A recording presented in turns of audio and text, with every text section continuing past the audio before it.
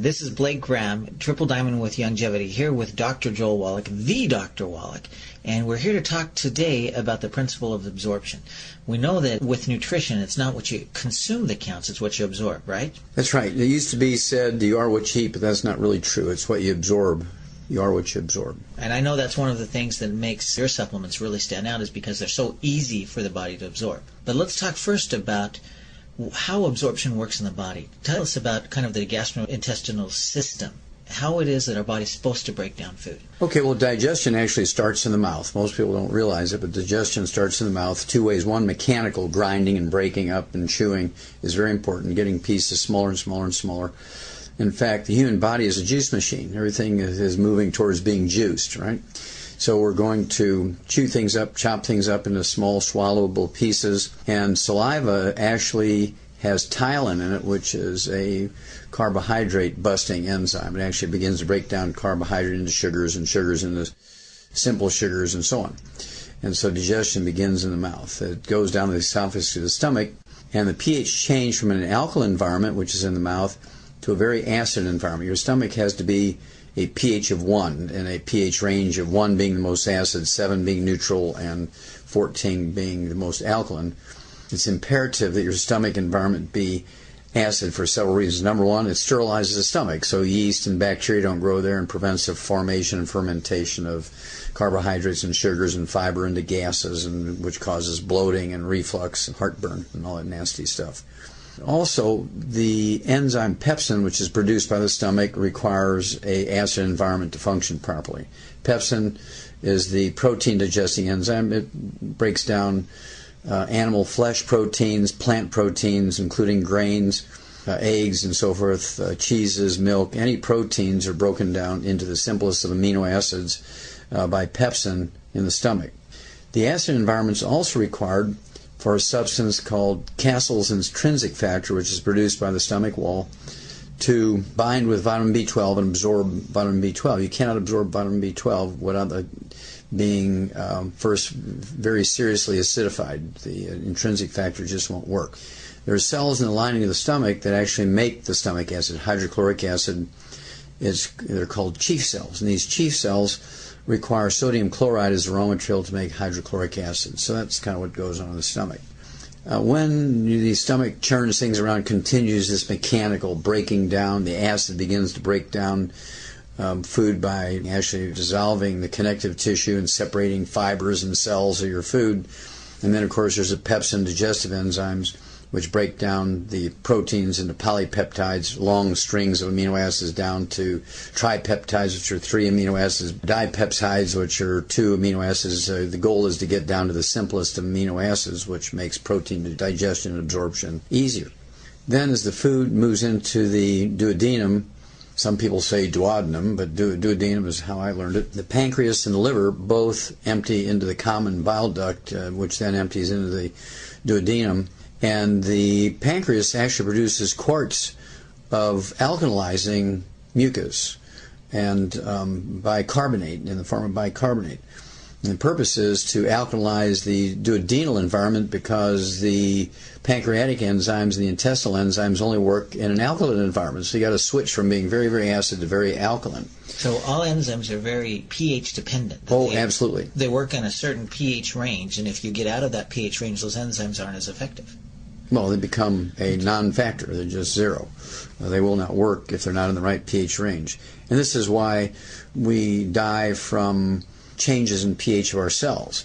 The enzymes in our cells don't work either, not only the digestive system outside their pH range. And if you get into acidosis, normally our body itself is supposed to be like 7.1 and pH just a little above neutral. And you get to be 7.3, you're in what's called alkalosis, you're in the hospital dying because all your enzymes in your cells stop. It's too high of a pH. If you get down to, say, 6.9 or 6.8 below neutral, you're on the acid side, you're in acidosis, you're in the hospital dying because the enzymes can't work in an acid environment either. So we've got very strong acid environment in the stomach, but once we get into the small intestine, the body actually shifts the pH levels, changes the environment because we have different enzymes going to work? Yes, you have a whole plethora, I guess is the word that Cher uses. Okay. A whole plethora of enzymes that are produced by the pancreas to digest proteins again, to digest carbohydrates down from long chains, hundreds of sugars, down to polysaccharides or disaccharides, which are multiples of sugars, two sugars down to simple sugars, and break down complex sugars into simple sugars. It also has lipases, all the enzymes that are produced by the pancreas end in the suffix ase, A-S-E, and so if there's a peptase, you know, that's a pancreatic enzyme. Like lactase we hear about for breaking down lactose. Exactly. So all the ACE means they're pancreatic enzymes that are digesting long chains of things down into their simplest components for absorption down the pike. And once we break them down, then we still have to absorb them. That's correct. How does that work in the intestines? Well, I got one more piece going on here. Okay. And that is the bile coming down the bile duct, which is produced by the liver, the largest gland in the body, is designed to do two things. Number one, homogenize fats, take them from big, large molecules of fat down to little droplets in a very uniform fashion, purpose of which is to absorb fats. So when the fats are attached to bile salts, you absorb these fats easier. You go from large fats down to fatty acids, okay, or triglycerides, which is a 3-carbon glycerol with 3 long chains of fat on it. Triglycerides, that's where that comes from. And so the bile breaks all that down into the simplest of fats called fatty acids. Then the bile also helps you absorb fat-soluble vitamins, A, D, E, and K. Also, the bile from the liver helps you absorb cholesterol, the good fats, very important to everything from your cell walls to your brain to nerve insulation and storage of energy and so on. Then as this whole is kind of a soup at this point, it's called chyme, C-H-Y-M-E, and this soup moves down the intestine to where if the stomach and the duodenum or duodenum and the pancreas and the liver and the bile have done their job, now you just have this soup moving down the intestines. And instead of just being a smooth tube, the intestinal absorptive surface is magnified like 85 times by these finger-like villi, which stick up, and it looks like velvet when you open up an intestine with a knife and you look at with a naked eye at the intestine. But when you look at it under the microscope, this velvet is actually produced by finger-like villi, which have little blood vessels up in them, which then get the blood closer to the surface of the cells in the intestines. So when you absorb this, the molecules now of fat and proteins or amino acids and fatty acids and simple sugars, it goes through one cell in the intestine right into these little blood vessels, little capillaries if you will, then into the bloodstream, which then goes up the hepatic vein in through the liver for the most part. And the liver pulls out what it wants and then distributes everything else.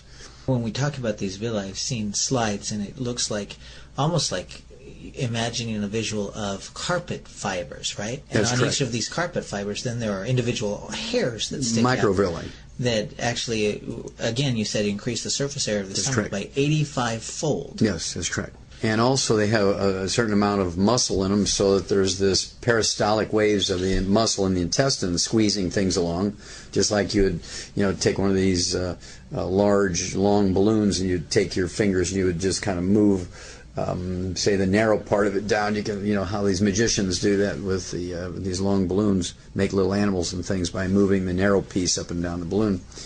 With their hands. Well, the muscles in the stomach do that, the muscles in the intestinal walls do that, and the muscles in these little villi do that. Additionally, there's a wave-like motion.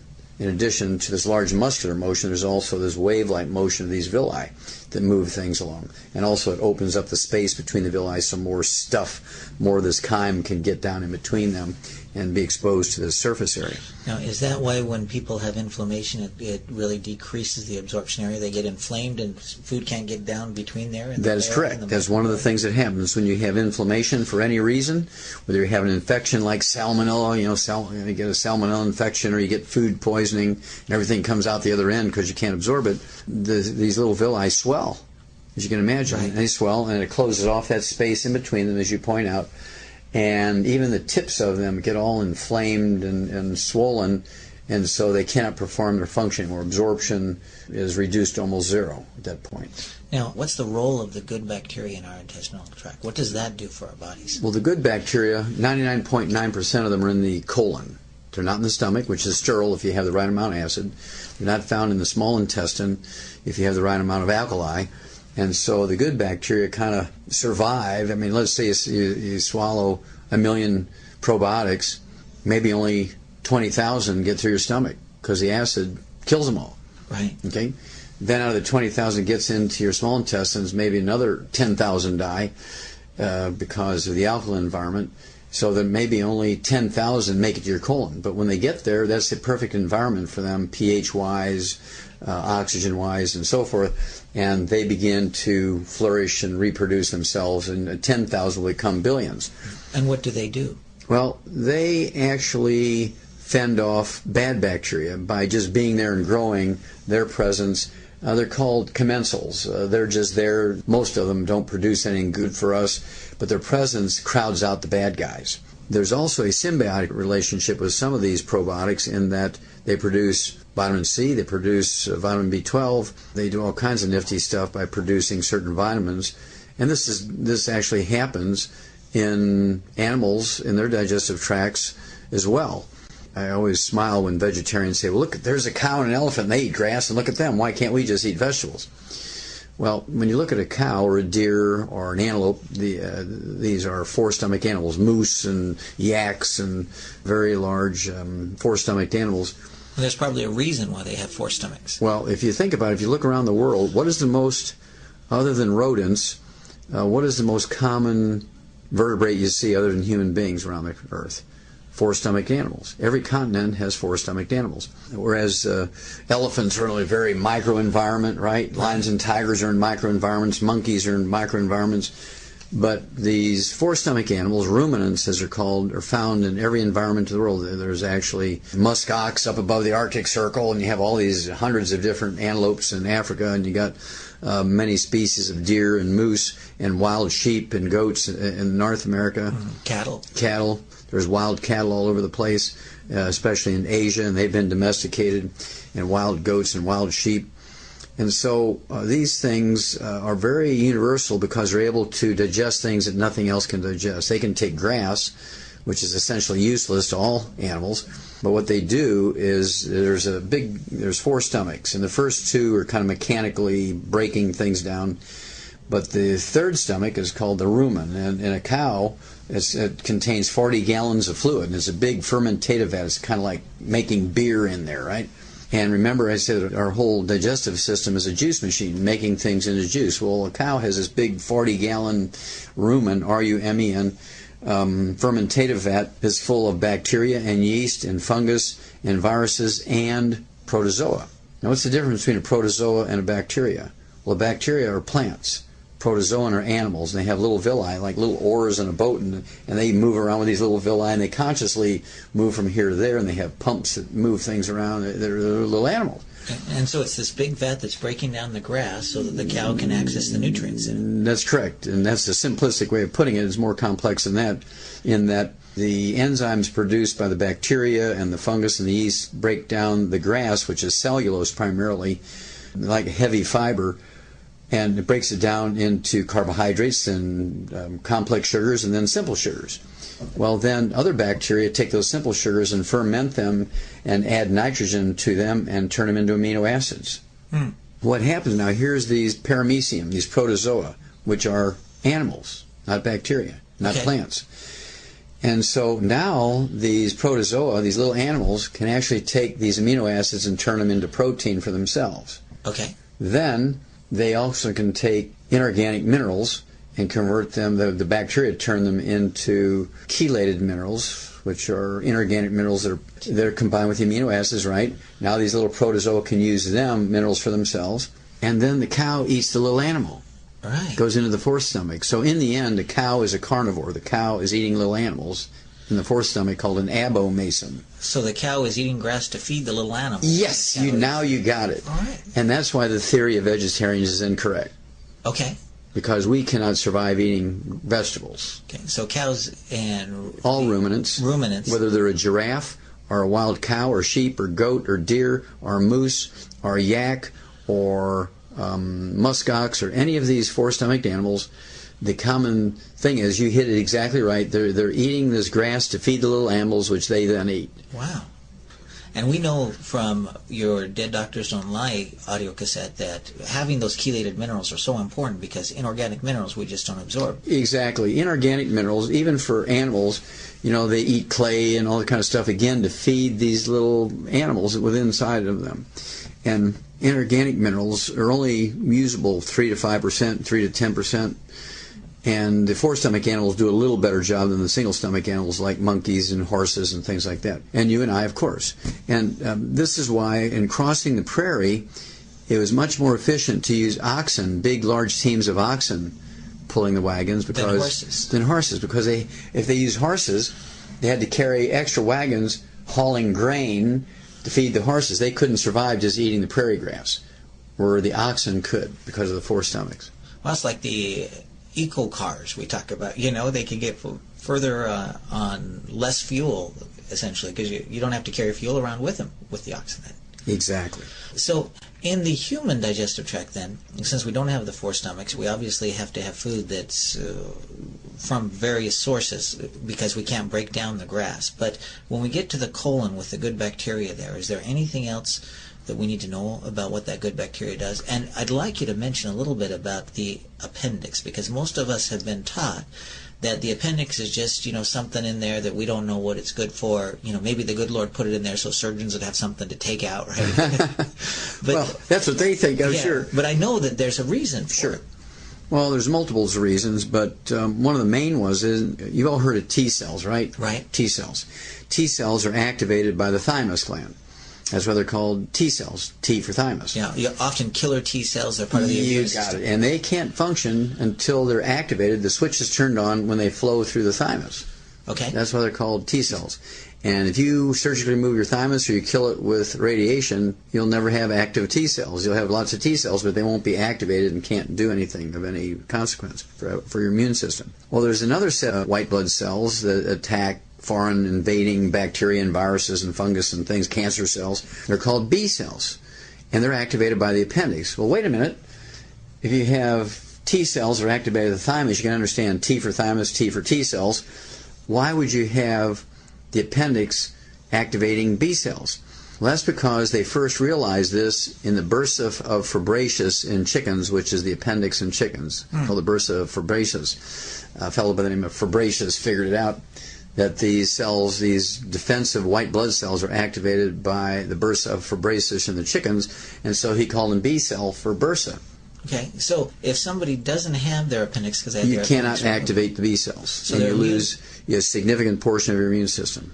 When we need to make sure that the nutrients get absorbed in the body, then we need to look at our body's ability to digest it. And since it starts in the mouth and in the stomach, and we need an acid environment, what are some of the things that our bodies need to produce acid? Now, you mentioned, like, we need NaCl, table salt, right? Yes, NaCl, sodium chloride. Right? Mm-hmm. And chemically, HCl, hydrochloric acid, has the same chloride ion that salt does, right? That's correct. So do we need to have salt in our diet in order to make hydrochloric acid? Blake, it's an essential nutrient. You cannot live without sodium chloride. Anybody who says you need to restrict salt should be put in jail for reckless endangerment. This is what acidifies your stomach, and people who do not consume salt will set themselves up for many, many, many diseases and increase their risk of allergies because you can't break down proteins into the simplest of amino acids. These dipeptides, 2 amino acids, tripeptides, polypeptides, multiples amino acids, become allergens. You can absorb them in your bloodstream, but your body recognizes them as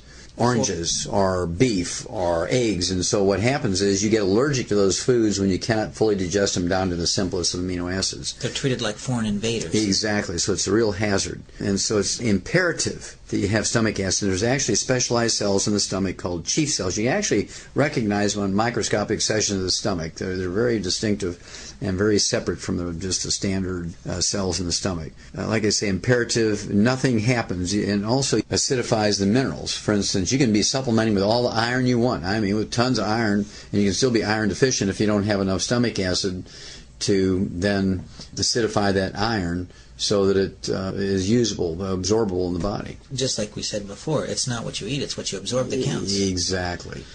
Right now, we have more and more problem with a lot of people with digestive issues, and that's the title of this recording here, Cerial Killers, we call it.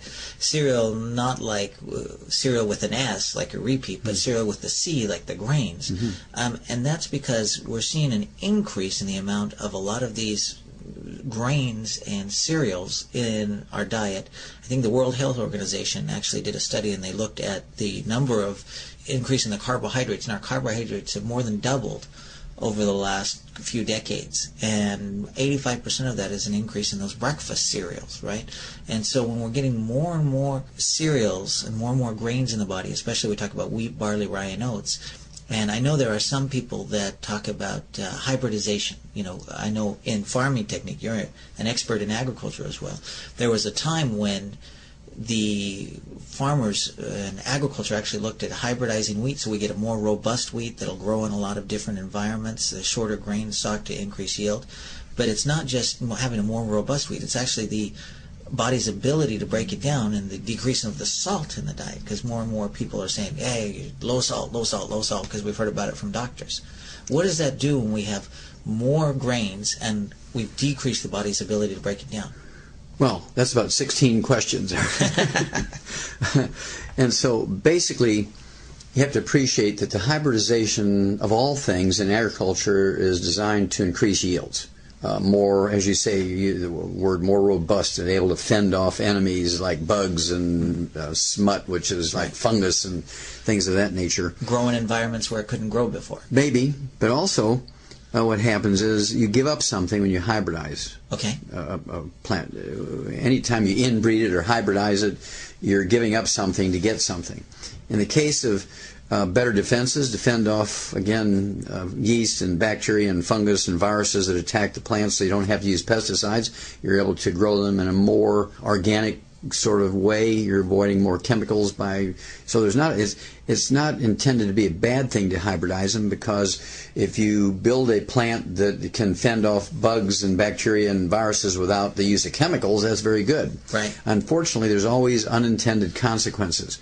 One of the unintended consequences of hybridizing wheat, for instance, is the reduction in protein. Back at the turn of the 20th century, depending on the strain of wheat, the species of wheat, you had anywhere from 13 to 17% protein. Well, today it's about 3% protein.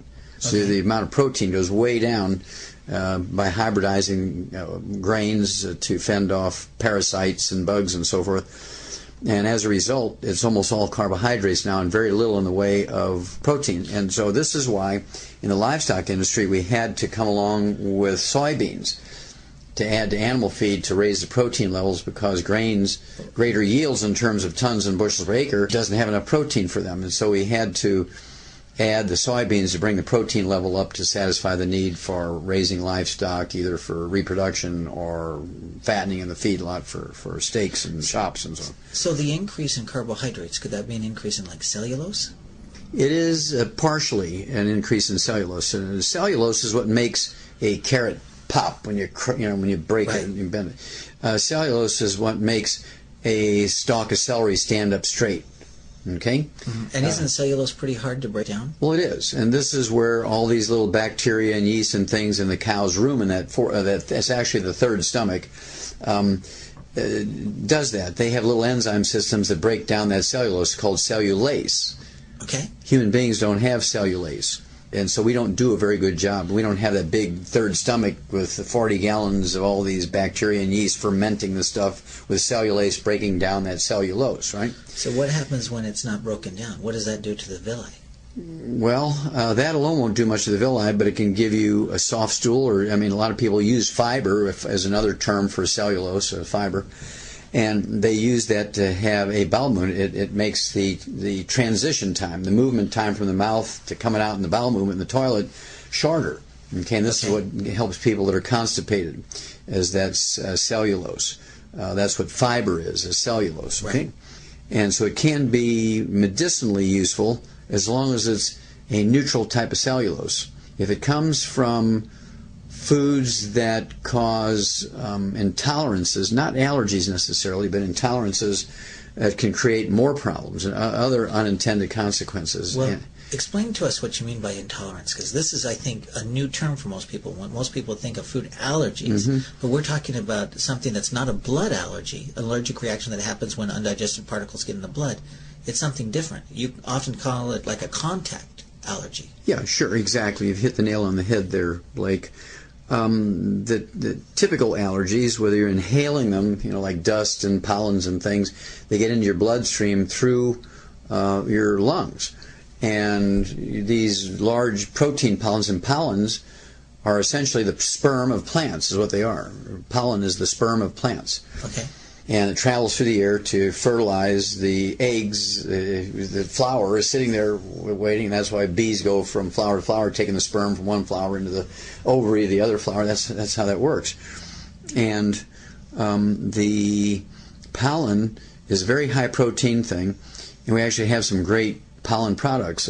Pollen burst, right? Right. It has flower pollen, not bee pollen, and as a result is less allergenic than bee pollen, because bee pollen has bee spit and bee pee that becomes a sensitizing factor in its own right. As these relatively large biochemical protein or polypeptide products get in your blood, it sets up an immune reaction, and your body recognizes these proteins as being eggs and cabbage and beef and fish and shrimp, and so you become allergic to them. You set up allergies to them because your body's trying to protect you from this foreign invader, perceived as a foreign invader.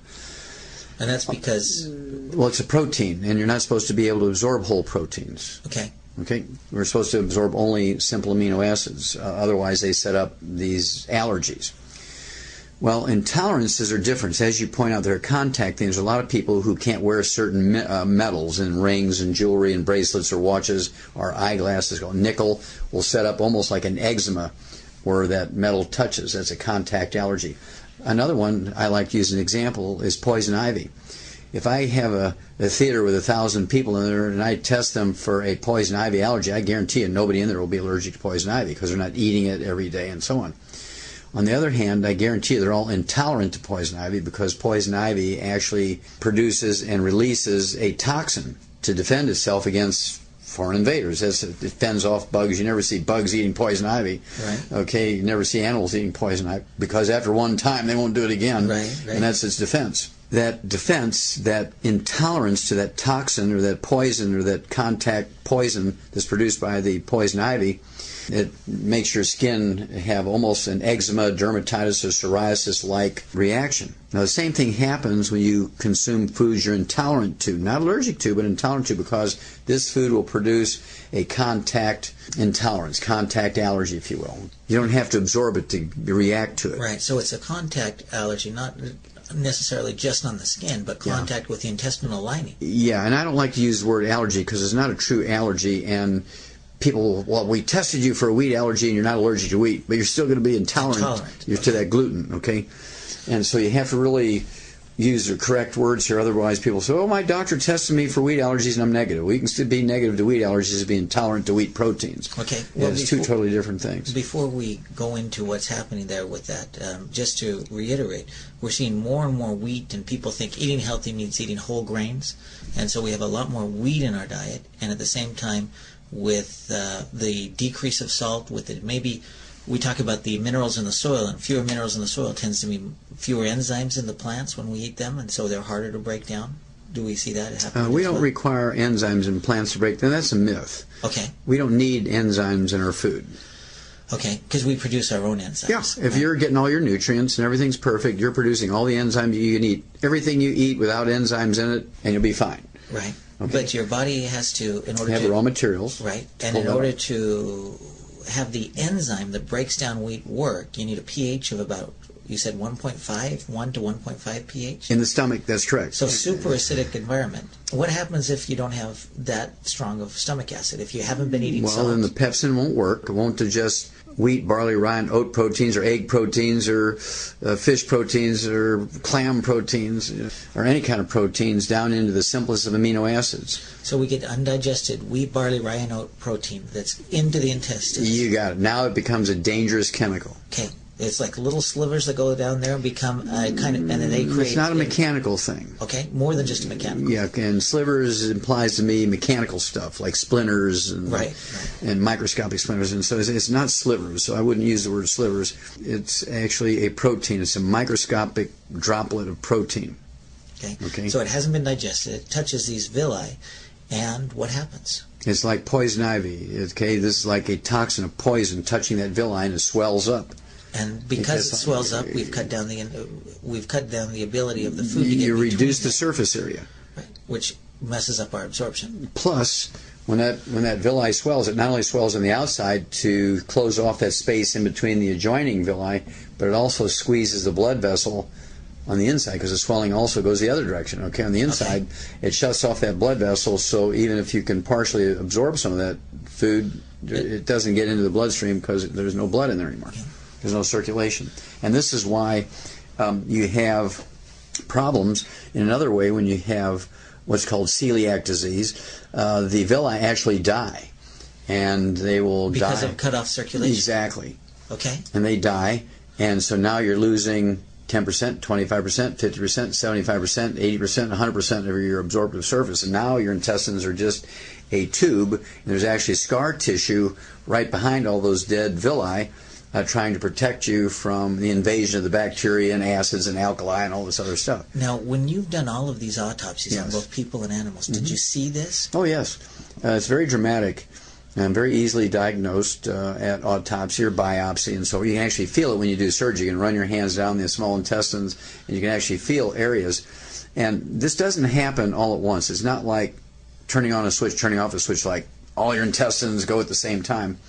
A small baby, when they're born, if the baby is sensitized to gluten, the mother's eating wheat and she can't digest them properly, and she has asthma, and she's got things like eczema and other symptoms of celiac disease or irritable bowel syndrome or inflammatory bowel disease, all sort of colitis or Crohn's disease. These undigested wheat proteins, barley, rye, and oat proteins called glutens, it's a gluten category, will come through the stomach down into the intestine.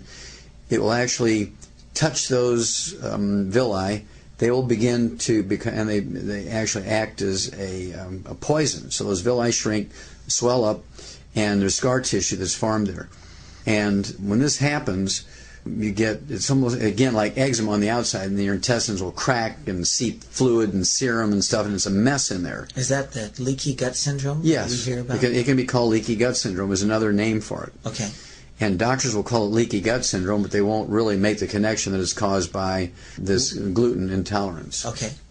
So we've got inflammation that decreases absorption area and shuts off the blood supply. The blood supply to the villi. We've messed up the absorption. And you mentioned that these are often characterized by a lot of essential fatty acid deficiencies. We know essential fatty acids aren't micronutrients, they're macronutrients. Yes. So your body needs a lot of them. Well, again, this doesn't happen all at once. And these young babies might only have 1 or 2% affected by this damage. Okay. And they get what's called colic. They get colic, and they're just uncomfortable. They're screaming, and they don't want you to touch their belly. They're just really sensitive. And so the mother says, well, my baby can't tolerate my milk, and they put them on a formula, and the baby's fine for a while. Okay. But the baby's been sensitized to this gluten. Now the baby now has a gluten intolerance. So it was undigested wheat, undigested gluten. Undigested wheat, barley, rye, or oat proteins coming through the breast milk that sensitized the baby. Okay, so now the baby's sensitized to it. Yes. It goes on formula. It does fine. It does fine. But then it grows up, starts to eat cereal, breakfast cereal. It starts to eat solid food, is weaned off the formula onto solid foods, and now it goes through the same process again because it's been sensitized. And your intestine has a memory, and it says, oh, there's that gluten stuff, and it reacts, and the villi shrink, and the blood supply shut off, and you go through the whole thing again. But it's not an all or nothing thing.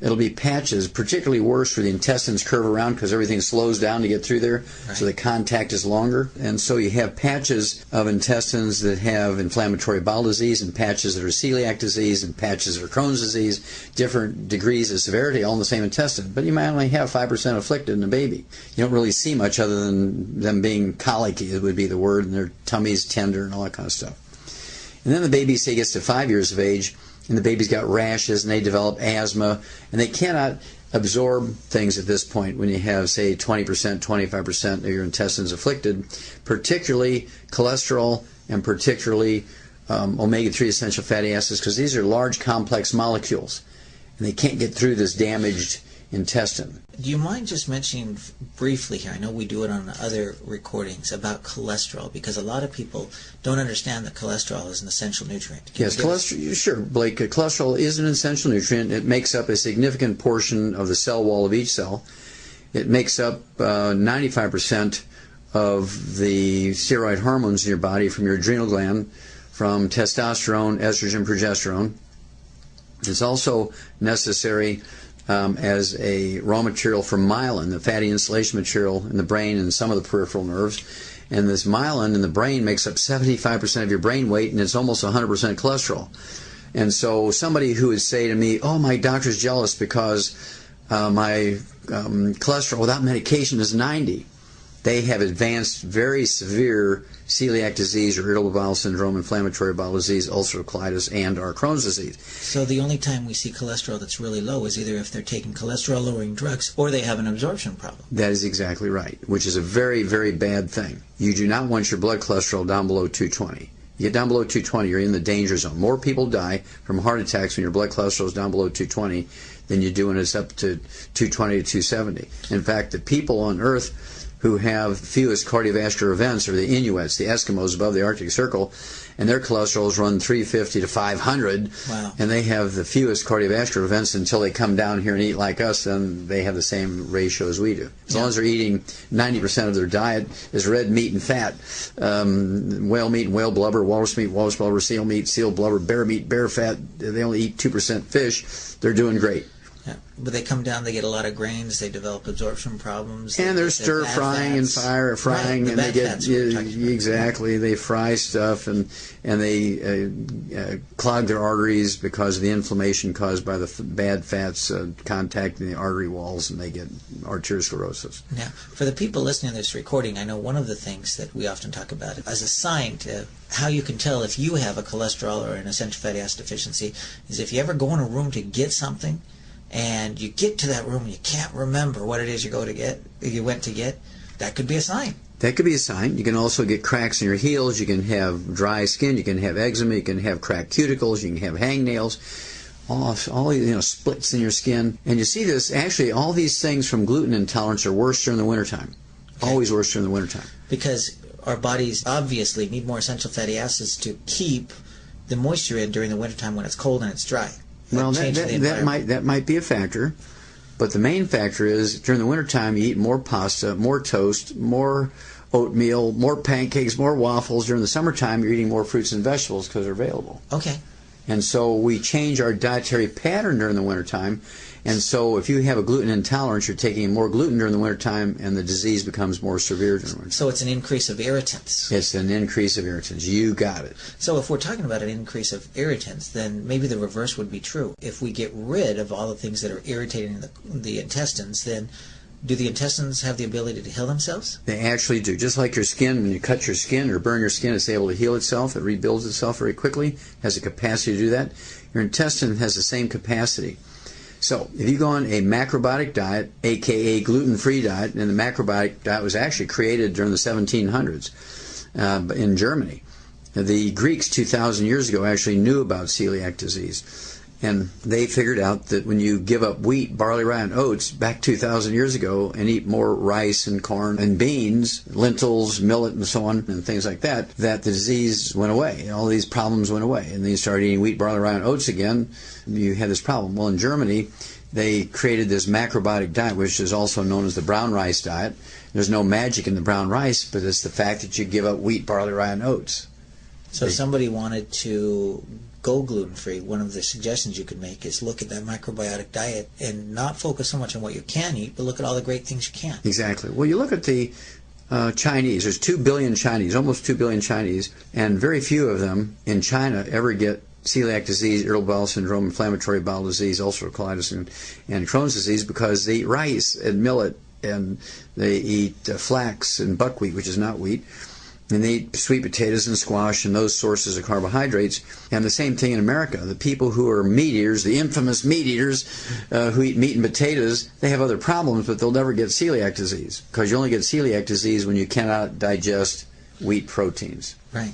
Now, there are some things that I think make the celiac disease worse. You talk about the bad fats, the trans fatty acids, all of those partially hydrogenated vegetable oils, and I'm even seeing fully hydrogenated vegetable oils. Which is margarine. Right. So when those get in there, how do they affect the villi then? Well, they turn into what's called trans fatty acids or free radicals, and these are very egregious chemicals. They actually cause inflammation in of their own right. They're very inflammatory things. And everybody is sensitive to trans fatty acids. Heterocyclic amines are burnt animal fats. Okay. And then you can also have acrylamides, which are superheated carbohydrates like toast and these crispy cereals, crackers, that sort of stuff. And so if you're frying potatoes, you're getting trans fatty acids from the heated oils. Even if they say, well, we fry our French fries without, our oils do not have trans fatty acids. Well, as soon as you heat them, it converts them into trans fatty. You may not start with trans fatty acids, but it will turn into trans fatty acids. Okay. And so that's kind of a lame, not quite true advertisement. So it's burnt oils. Essentially, it's heated oils, just even heated oils. They don't have to be burnt, just heated. And then you're also superheating the carbohydrate in the potato, so you're getting acrylamides. Okay, double whammy. A double whammy. And if you go the other way and you're using animal fats to fry things in, okay, which some of those fast food places do because it really tastes much better to fry potatoes in animal fats, you're getting heterocyclic amines because you're burning animal fats. You'll get trans fatty acids, you'll get heterocyclic amines, and you'll get the acrylamides, all from French fries that are fried with animal fats. And I know that's why you encourage people, if you're going to use any oils type for in cooking, that they use butter and do it on low heat so the butter doesn't turn brown. That's correct. You cannot fry with butter. I prefer that you cook everything by roasting, stewing, baking, make soups out of things. Even when you have vegetables you're going to steam, I will then put a pat of butter on the steamed vegetables. It is not quite as hot as putting the butter in the pan and heating it that way. So when you steam a vegetable, you're looking at steamed vegetables, you put a pat of butter on there and it melts them. That's a much safer way to use butter. I just don't like cooking with butter except soft scrambled eggs. Right. And when I soft scramble an egg, I like to put the skillet or the saucepan in a very, very low temperature that I can put my hand on that saucepan before I put the butter in there for 10 to 30 seconds. It's going to be warm, but I can keep my hand there. It's not going to burn me. Okay. Then you can put the butter in there. It's not going to hurt it. Okay. So we use more butter. We cook on lower temperatures. And use water. Cook in water. Cook in water. Okay. And at the same time, we want to probably decrease the amount. Is there anything wrong, even for those people that don't have celiac, is there anything wrong with them decreasing the amount of gluten in their diet? See, here's the thing. If you're eating a lot of gluten, if you're eating a lot of grains, wheat, barley, rye, and oats, cereals, pancakes, pasta, breads, Pop-Tarts, those kind of things, you're in danger, you're in jeopardy if you're restricting salt because you cannot make as much stomach acid, and as a result, the pepsin doesn't work, and then you cannot digest the wheat proteins down into the simplest amino acids, so those large chunks of gluten come down there and cause problems. Let's talk about some of the symptoms of that, because I know we see people with acid reflux or heartburn.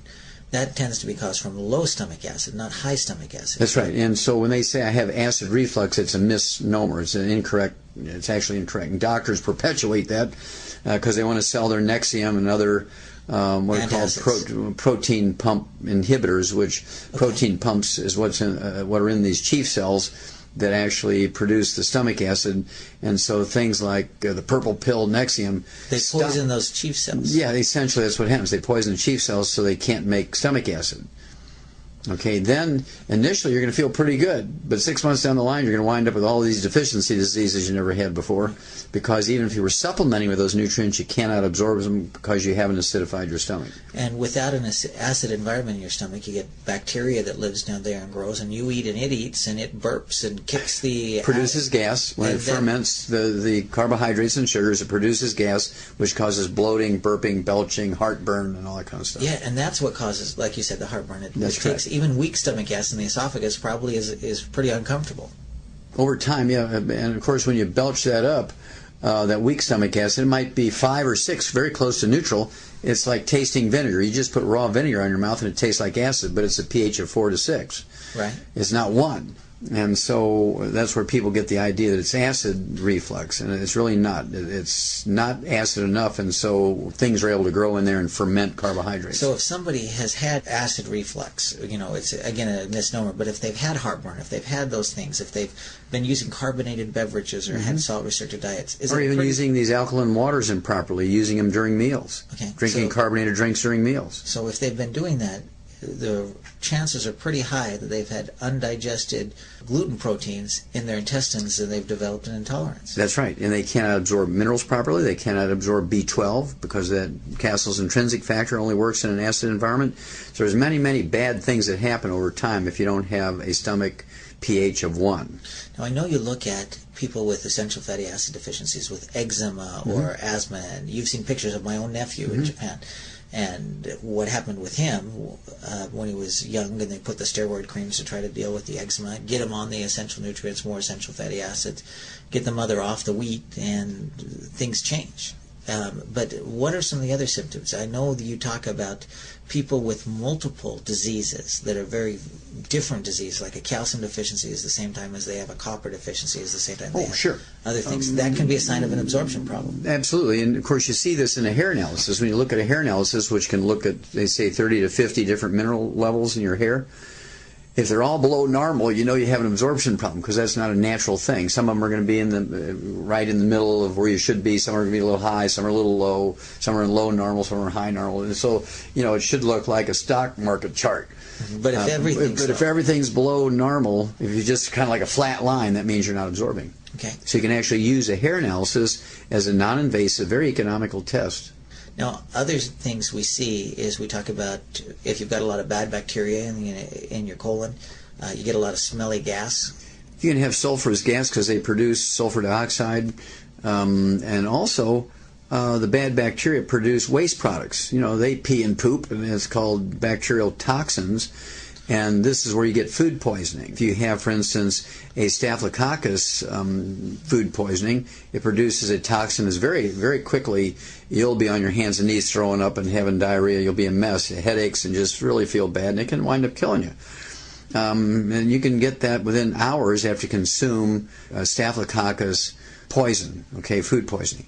On the other hand, salmonella food poisoning usually takes 12 to 24 hours after you consume salmonella bacteria for them to produce enough toxin to cause food poisoning. And so you can tell without even doing the culture whether it's a staph or a salmonella based on the timeline. The timeline when you eat something and when the food poisoning occurs.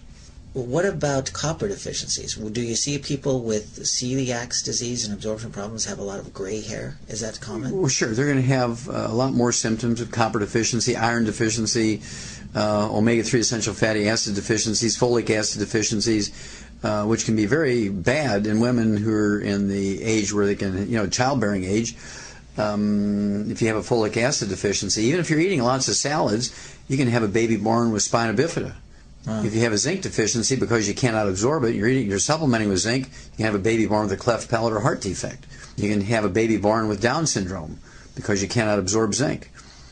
And so these things are absolutely paramount to have optimal absorption of these nutrients. And so you have to pay attention to each digestive compartment: acid in your stomach, alkaline in your intestine, healthy bacteria to fend off the bad guys in your colon. And it's actually a lot of work to make sure all that functions properly and everybody's happy getting all the raw materials they need and keeping the bad stuff away. And this is where the trilogy of books, Let's Play Doctor, Let's Play Herbal Doctor, and the Passport to Aromatherapy come in. This is where the book Immortality comes in.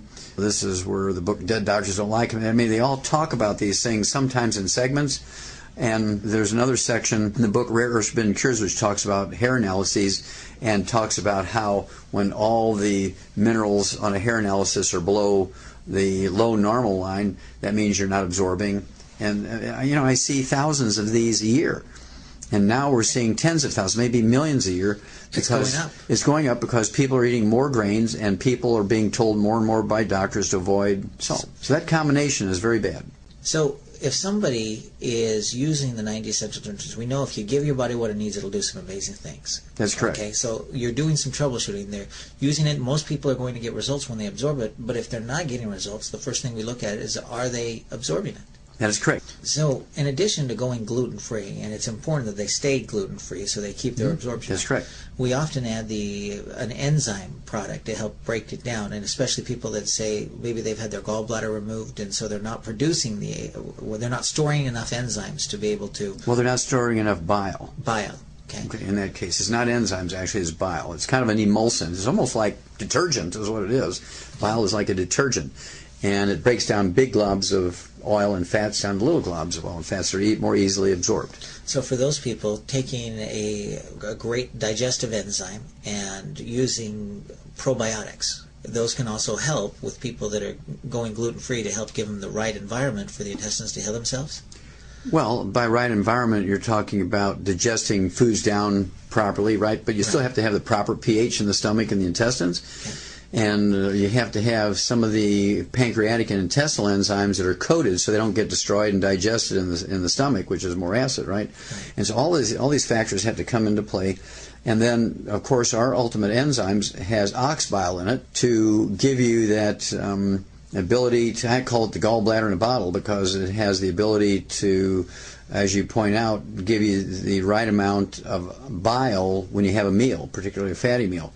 Now, to know how bile works, what I want you to do is take and put some like salad dressing oil or even corn oil or something like that in warm dishwater, and it just forms a coating over the entire, kind of like a blanket over the water, surface of the water. You get this oil that's just equally distributed.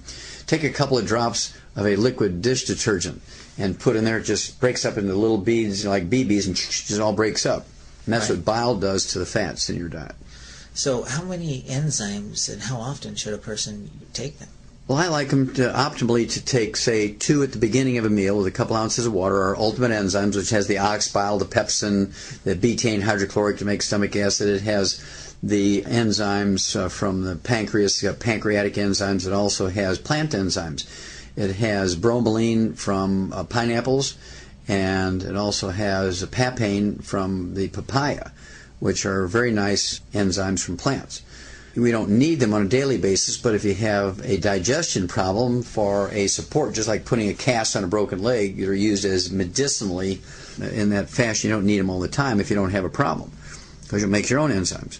What about the FlorFX? How often and how many should the person use the FlorFX? I like to use the FlorFX. I like to use the Nightly Essence.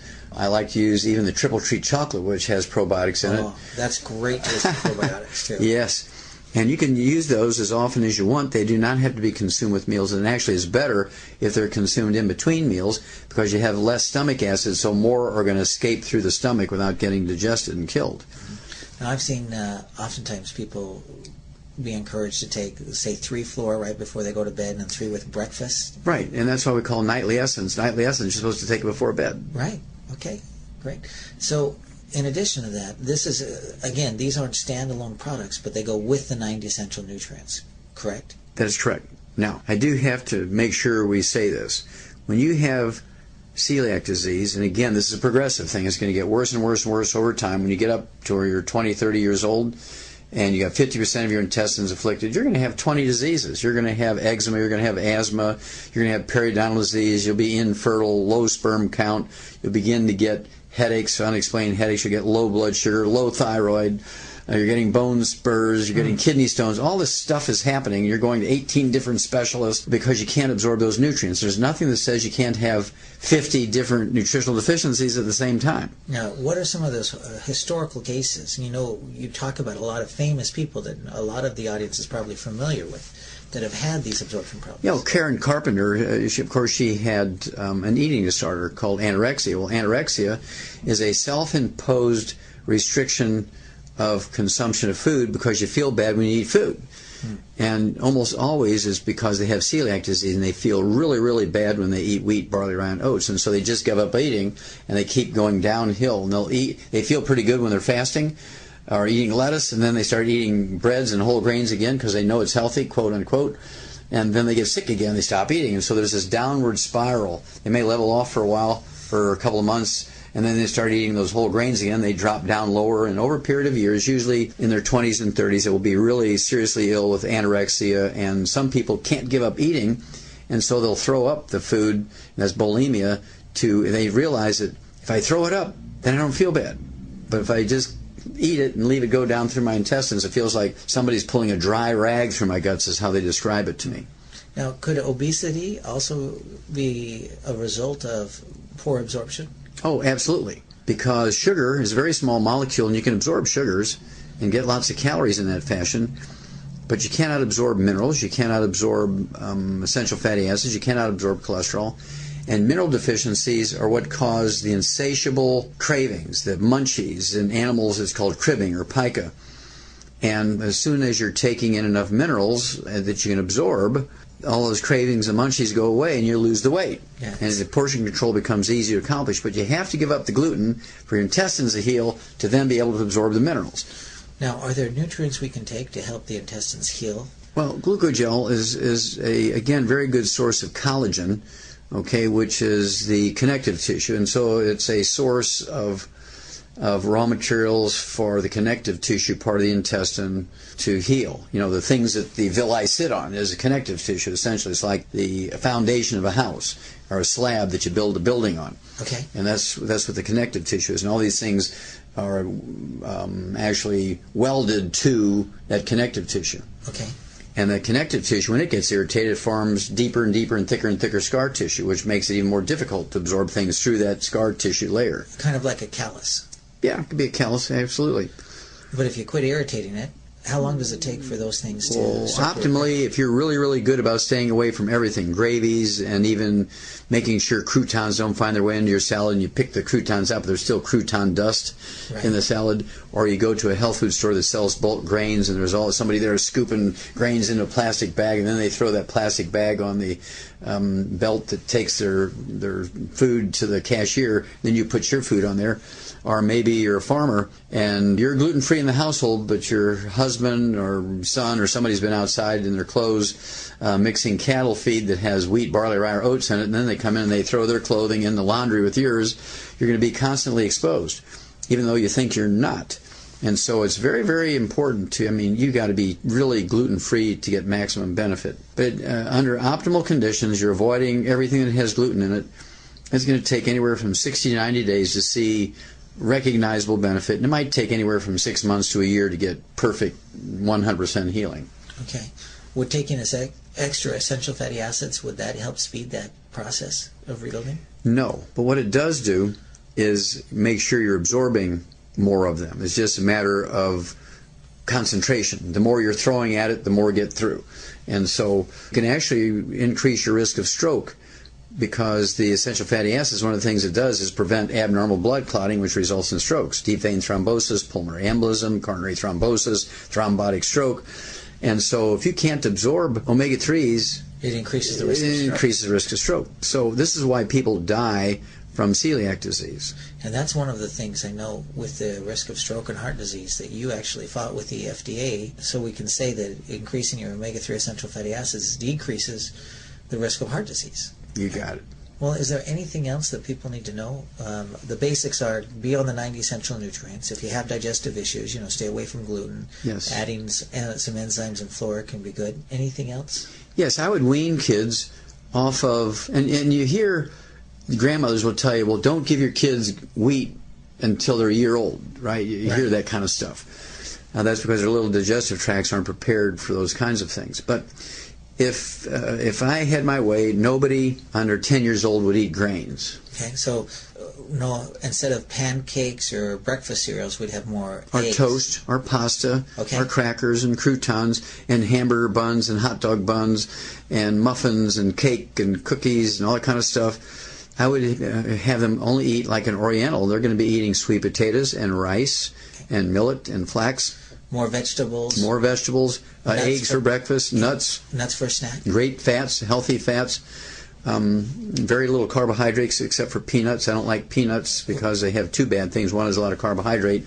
They also have a poison in them called aflatoxin, which causes liver cancer and liver cirrhosis and can cause sudden death. if you get a big enough concentration of aflatoxin, which is a byproduct of an infestation of a fungus in stored peanuts called aspergillus, essentially bread mold.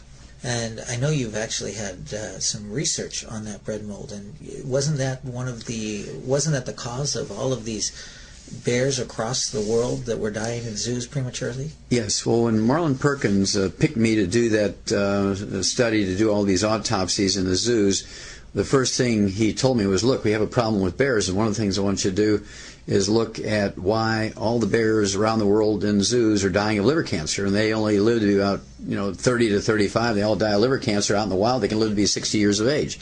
So what's going on there? Well, I had just learned about aflatoxin because it was a very bad year for soybeans, and there wasn't enough soybeans in America, like in the summertime, to make turkey feed so you could have turkeys for Thanksgiving. Right. And so people who were making turkey feed for the turkey growers used boatloads of a peanut meal from Nigeria to replace the inability to get soybeans that year because there was a drought or something. Well, it turns out all those shipments of peanut meal from Nigeria were infested with that aspergillus mold, that bread mold, and so it infested the turkey feed with aflatoxin, which is the poison produced by this aspergillus. And all the turkeys in America died of liver cancer, so they had to import turkeys from all over the world to have enough turkeys for Thanksgiving. Well, that had just happened when I got that position, so I'm thinking, okay, well, maybe the aspergillus is the same thing there, maybe the aflatoxin is the same thing. And you can recognize aflatoxin in food by getting in a completely pitch dark room, absolutely no light, and getting a black light, which is essentially an ultraviolet light, which they use in discotheques. They have all those luminescent lights, and the really pretty yellows and oranges and purples and greens and blues. Well, these aflatoxins will fluoresce like that. So you can take a slice of bread that just looks like Wonder Bread, you get in there in the dark and you put that UV light on it, it'll fluoresce golden yellow and orange and green and blue. It's just very scary. Okay? And so I started doing that, and I would write letters to all these zoos, and because we didn't have faxes and emails in those days. We're talking about the 60s, right? And I'd say, well, what are you feeding your bears? And they're talking about a 1,000-pound animal, a lot of expense to feed a bear. So they'd go to these thrift stores, bread thrift stores, and get the week-old and 2-week-old mold-infested bread, and they'd pay them a nickel a loaf for it just to get something for it. And they'd feed the bears that. Well, it's all infested with the aspergillus and the aflatoxins. So we just switched them over to dog food, like dry dog food in 50-pound bags, and the liver cancer in bears stopped overnight. And this was more than just 1 or 2 zoos. We're talking every zoo. Every zoo in the world. Because every zoo in the world fed bears old moldy bread. And so what happened to the lifespan of the bears? Well, now they live up to 50 to 60 now instead of 35. Fantastic. And so that was a very quickie. That was one I got in there in the first couple of weeks. I figured that one out and said, well, this isn't all that hard. Well, can health be that simple for people? Health is that simple, Blake. It is that simple. Once you know the combination, it's like if you have a heavy-duty combination lock and you're there with a sledgehammer hitting that thing, you can't open it. Here comes a little 3-year-old who knows the 3 numbers, right? 007, 007. Yeah. And click, the thing opens up. And the same thing with the secrets of health and nutrition. Congestive heart failure, the most common cause of death in Americans, is a simple thiamine deficiency, vitamin B1. It's the terminal event of beriberi thiamine deficiency. Now, what do doctors do? Well, they give you all kinds of pharmaceuticals and drugs to regulate heartbeat and diuretics to get rid of the fluid that's collecting in your lungs and your chest and your belly cavity. And they give you digitalis to make your heartbeat more effective. And then they put you on the heart transplant list. They give you a heart transplant. So you're looking at $500,000.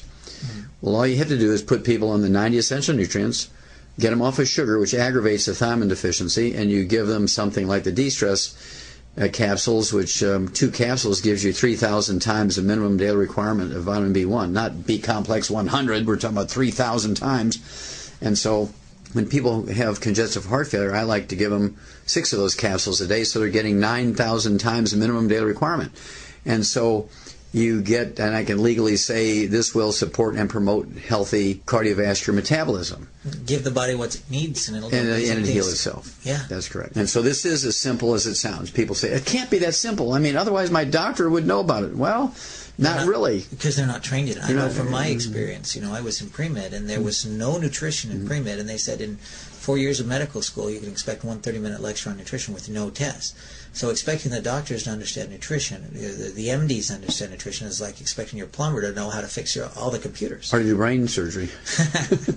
Yeah, it's just really tragic. And of course, medical doctors have such credibility and respect, and in many cases they deserve that. On the other hand, in many cases it's actually a fraud because the doctors don't know the basic stuff required by the human body, of which they're supposed to be in charge. Right? And one of the things I love about this mission and the message is that you don't have to be an expert to share it. You just have to learn how to share the tools, because I know that I could share your CDs and it's more effective than me personally going out there and trying to tell somebody all there is about health. And it's easier for them to share it as well. And that's what we do, to share this message with people and hopefully help America and the world. Exactly. Well, we can actually save America, and we can save the world, Blake, simply by teaching people how to take care of themselves, because, again, there's no insurance policy that will prevent or cure disease. When you pay for a health insurance policy, all you're doing is betting that in the future you're going to screw up somehow and you're going to run up a big medical bill with doctors and hospitals, and you're going to need a lot of money to pay them. Doesn't do anything to prevent disease or cure disease. That's your responsibility. That's each of our own responsibilities. People say to me, well, I don't have to worry about it. I got good insurance. Well, no, that's not quite true. It might pay the doctor when you get sick, but you're the one that's responsible to prevent yourself from getting sick. And especially, it's not just our health, it's the health of our families and our kids. And that's right, and grandkids and great-grandkids. I have to start speaking in those terms. All right, well, thank you so much, Dr. Wallach, for your time. Any last words or messages?